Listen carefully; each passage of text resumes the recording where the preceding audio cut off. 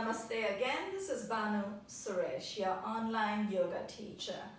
Today we are going to deal with some seated stretches, maybe about 4 or 5 stretches in each of the seated segments. We will probably work our way through 3 segments today for seated postures.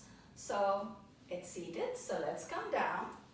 And I'm going to face you to start off, just so you can see how to get the foundations right. We're going to work through a posture called Marjaria or cat.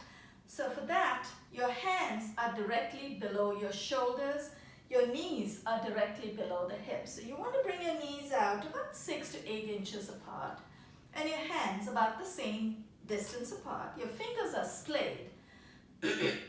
And you want to turn the insides of your elbows so you can see the line in the front of your elbow should be facing forward. So I'm going to bring that down. Curl your toes in just so you find that you're able to dip your torso a little deeper. Curl your toes in to begin with. Take a deep inhale. And in order to be able to dip your torso even further, you're going to bend your elbows. Deep inhale. Uncurl your toes, arch your back. Just so you can see this in profile, with the same foundational position, I'm going to come to my side. Keep your toes curled in when you dip your torso. Let's do that again. Notice how my elbows are bending. Uncurl your toes, arch your back, and straighten your elbows. Marjaria or cat feels wonderful because it's a delicious spinal undulation. So the spine dips and comes out, and then the spine arches. So you feel a nice massage for the whole back of the body. Now keep your knees where they are. We've come up now. Ustra. Ustra is camel. We're going to work through the camel posture for this one. Again, knees are hip width apart. For this one, I'm going to keep my toes curled in just to explain to you, just to demonstrate to you that it's pure physics. The distance between your hands and your feet is a little closer with the toes curled in. But as we age, there's also a lot more pressure on the knees. So for this particular position, for the camel position, I'm going to keep the tops of my feet flat. Heel of the palm at the top of the buttocks. And push your pelvis forward. Take your elbows back. Open up your chest. Take a deep inhale. Exhale. When you get past midpoint, glide your hands down the back of your thighs. Right hand reaches for the right heel, left hand reaches for the left heel. When you've made that connection, tilt your pelvis forward. You should feel a deep, deep stretch in your quad muscles, the front of your quads and the psoas muscle, that little hinge that connects your thigh to your hip. Hands back on the hips. Inhale.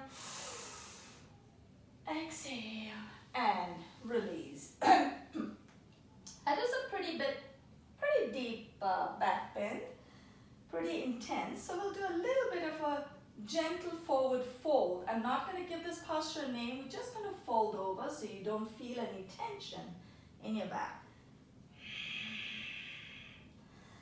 Let's go through one more back bend before we get into Shashanka or rabbit. Now the next one is Supta Vajra. For this one, you want to keep your knees again at about hip width apart, but you're going to sit on your heels. Place your palms behind you, and for this one, you want to turn your palms in once your palms are down flat on the ground. We're going to make some slight adjustments, and if you want, sickle your feet just a little bit to accommodate your buttocks.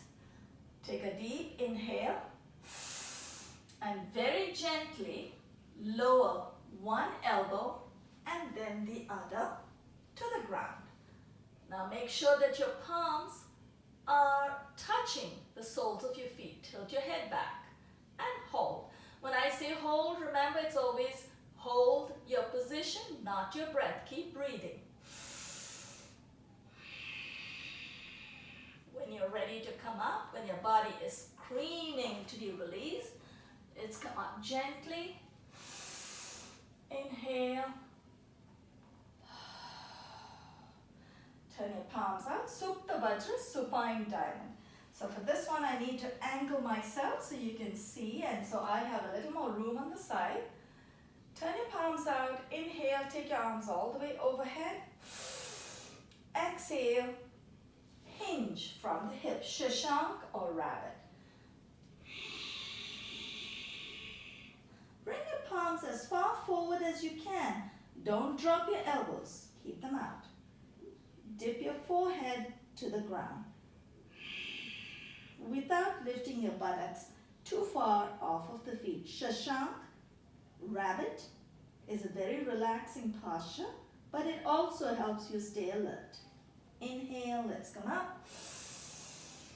Exhale and release. We're doing pretty well for time. So let's take in one more posture.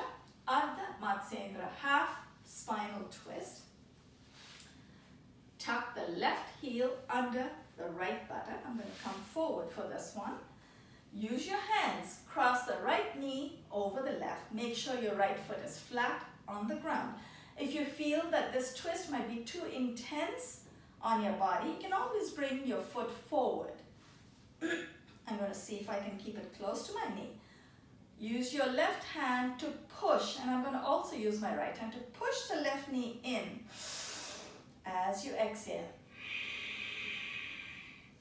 Keep exhaling and torque your upper body to the right. Take your right hand behind you, so turn your right palm out.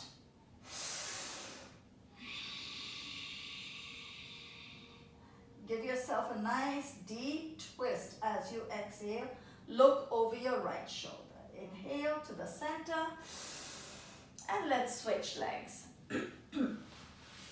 Tuck your right heel under the left buttock.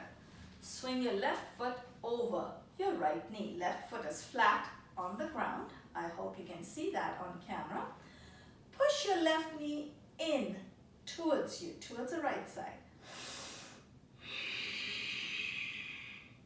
I don't know about you, but I'm dealing with a COVID body, Buddha mind. My body wants to work out, but sometimes there are some real obstacles. In my case, it's my 12-pack. Push your left knee in. Take your left hand from behind. You just want to do the best you can at any given time. Remember what we talked about earlier. It's okay to be average when compared with others. It's okay that you're not the best, but it's not okay to be mediocre. You want to be your best. Inhale to the center.